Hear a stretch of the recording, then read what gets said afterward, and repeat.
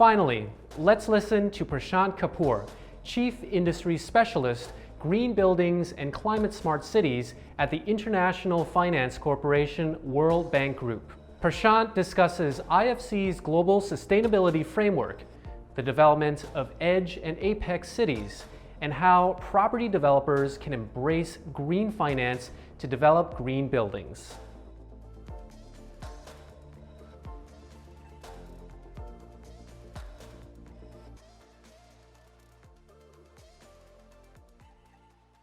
Hello. I think you developers are a shrewd bunch. You have to be. You're constantly having to navigate a minefield of policies, financing issues, commercial feasibility issues, amongst other things. And it's often quite risky, and often the complexity is mind-boggling. So when you're asked to consider building green, you smile, a slow, perhaps a cynical but polite smile. And somewhere in your head, you're rolling your eyes and thinking, why? Why should I lose my margins when neither my client or the investor is prepared to foot the bill? But what if I say to you that there is a simply too big an opportunity to miss? I work for IFC, a part of the World Bank Group, and it's clear to us that there's a huge opportunity in terms of investments, but also to reduce climate change impacts. Green buildings are one of our top priorities for investment. Our analysis has shown that green buildings are a $24 trillion investment opportunity in emerging markets. More than a decade ago, as a specialist in green buildings, one of my first business development trips was to South Africa. Affordable housing there was becoming a common part of developers' portfolio. However, it was quite another matter to get these developers to understand that affordable housing could also be green. We were met with cynicism and doubt, and that is an understatement. We finally managed to convince an affordable housing fund called International Housing Solutions to build 2,000 resource-efficient homes using EDGE, a tool created by IFC. I'll tell you more about that shortly. The fund managers were clearly nervous as they had to not only convince themselves that these projects were worth doing, but also convince the project development partners. They, however, saw a spark of an opportunity and decided to take a chance. What ultimately transpired opened everyone's eyes to the huge advantage.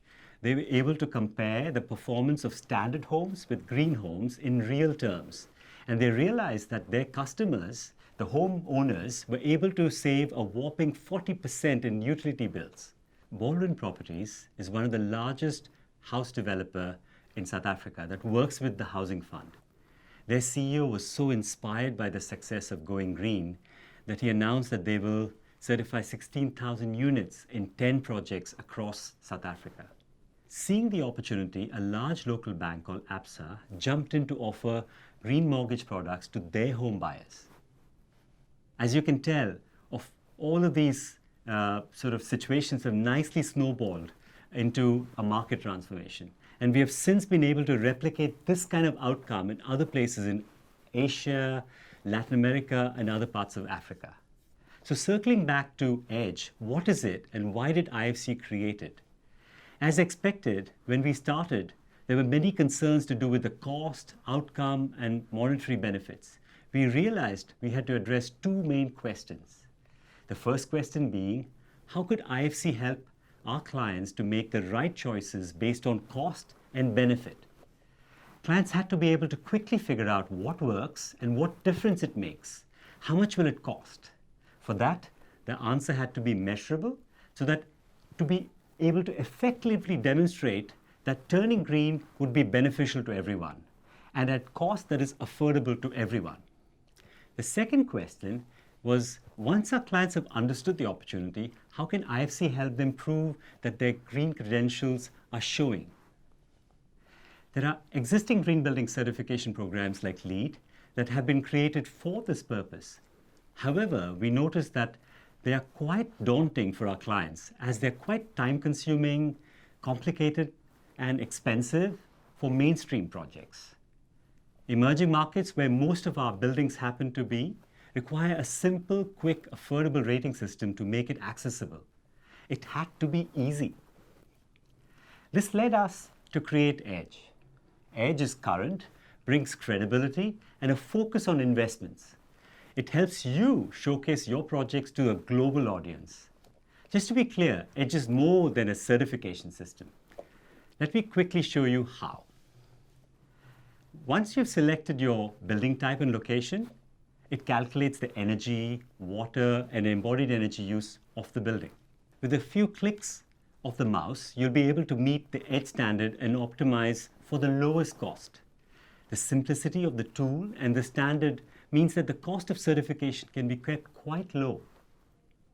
Since the launch of EDGE, IFC has been able to invest in green building projects such as schools, housing, hotels, offices from our own account, as well as through investments in banks, our client banks.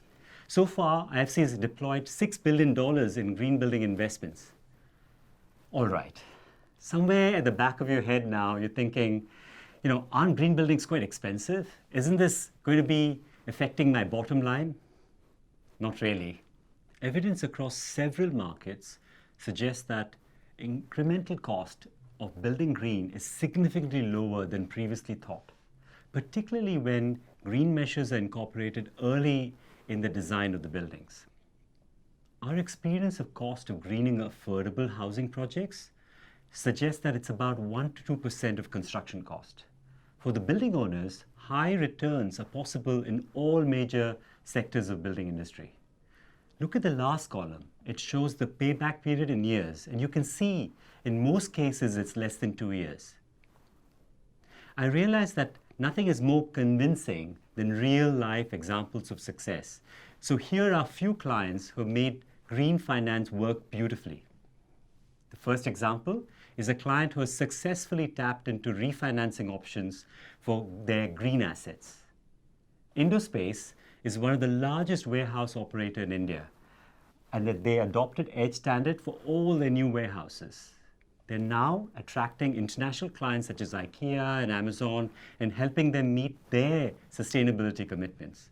The availability of eligible green portfolio allowed HSBC to provide a green loan worth $130 million for refinancing to Indospace. The second example is of an asset manager who found a winning strategy to appeal to institutional investors. Asia Green Real Estate is a company that invests in building projects all across Asia.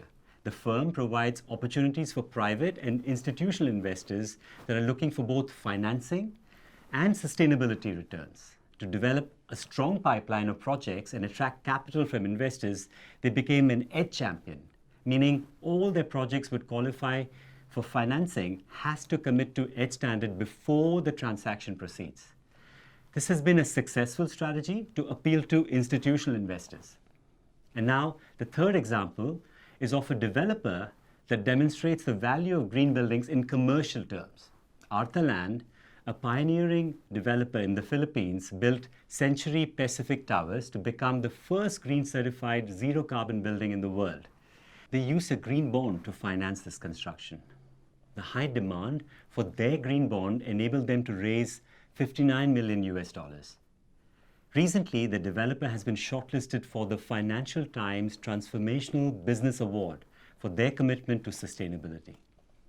And finally, an example of a bank that almost single-handedly created a green buildings market in Colombia. Bancolombia provides 40% of construction finance in the country. To finance the expansion of green construction, bank issued $117 million green bond with IFC support. They offer developers a financing rate of up to 2% less and green mortgages for home buyers at 65 basis points lower than market rate. You can imagine these actions have resulted in big success. Almost 15,000 homes have been certified green and have availed financing. Data shows that those who have shifted to green are seeing proportional increase in growth. There is evidence from mature markets showing that builders can command 9% higher sale price for green certified homes. Not only that, green homes sell as much as 4 times faster. Banks are enjoying lower default rate. Buyers of green homes have been shown to have 33% lower delinquency. So are you ready to begin this journey? How will you start? Firstly, ensure that all your projects meet green building definitions. which are compatible with the financing industry.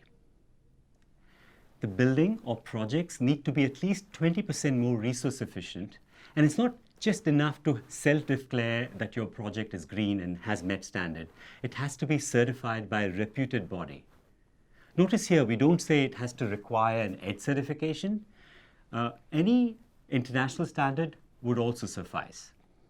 Secondly, start planning for a vision for the future. Take a portfolio approach rather than just picking a few flagship green projects. Investors are already beginning to ask, we like that you have a few green projects, but what are you going to do in order to get us to the Paris Agreement in 2030, 2050? Thirdly, reach out to your banks and investors. Ask them if they can support you in any way, financially or providing free technical assistance. Why not work through your real estate association to nudge your banks to create green building products? This will benefit you and your bank and your customers. You know, early in my career, I was very enthusiastically presenting the value of green to an audience filled with bankers. Everyone nodded very sagely at the end. However, the minute I walked off the stage, an elderly gentleman came up to me and said, "Son, you don't seem to understand. Bankers don't go around creating markets. We are like logs in a slow river. We follow the flow and go where the market takes us." I have been supporting green investments at IFC for many, many years, and I can tell you with great certainty that the river's course has changed, and it's definitely going green. Thank you.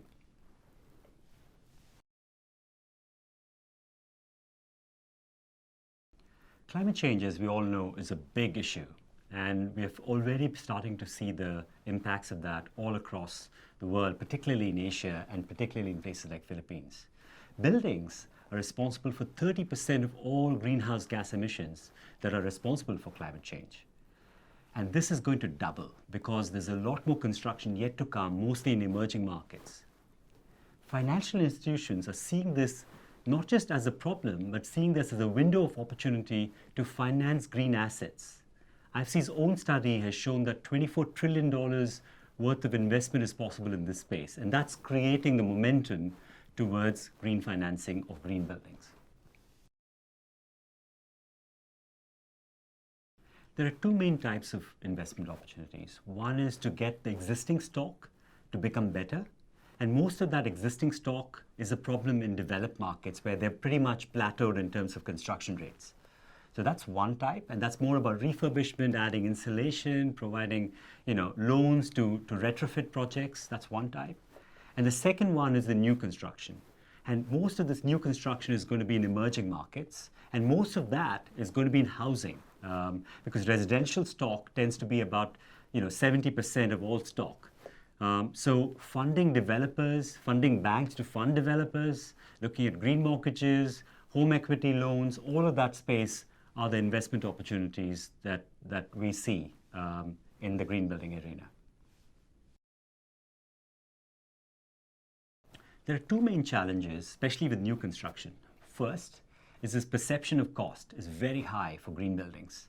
Developers think that it's about 30% more expensive. In reality, it's 1 to 2%. The second challenge is that everybody thinks the other person should do it first. There's a lot of circular blame where the developer thinks the investors are not interested, or the clients are not going to buy. The investors think there is no market. So there's a whole loop that is missing here. So we need to find a way to break that circle of blame by providing a transparent system where everybody is clear on what the value proposition is, how much is it going to cost, and how much are you going to save.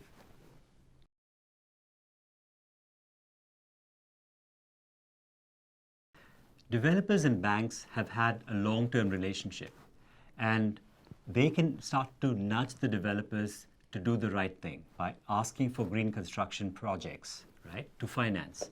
Perhaps you can provide some incentive or provide some technical assistance. On the retail side, on the home mortgages side, you can start to offer green mortgage products like a lot of our banks have. And that would probably provide them with an incentive for home buyers to find green assets and that are actually lower risk anyway. And finally, they can start to offer green retrofit loans that can offer top-ups to green mortgages that allows home buyers or home mortgage owners to find ways to improve their existing assets. It's a good question, but the main issue here is that in order to keep climate change commitments, the Paris commitments, most countries and companies are scrambling to find ways to meet targets. Most of these are trying to get to 2030 target of 50% reduction and getting to net zero by 2050. This is certainly not going to be a trend because everybody is pushing to make this happen, and banks can use this opportunity to finance green assets. There are a lot of international standards of great repute. Any of them can help you, push the green buildings agenda. Just make sure that you have a third-party, independently verified certificate and one that has tangible GHG or carbon saving numbers attached. Secondly, try to see a way where you can monitor and report, because most investors and government agencies are today expecting not only a commitment and meeting a standard, but finding ways to report and track these investments. Everybody needs to act to fight climate change, but finance is a key leverage to influence decisions for our real estate sector. Governments are also pushing quite hard to push regulations to make the industry move in the right direction. And in order to be relevant in the future and to reduce risk and not having stranded assets, it's best to act now and to make the right decision and support green financing.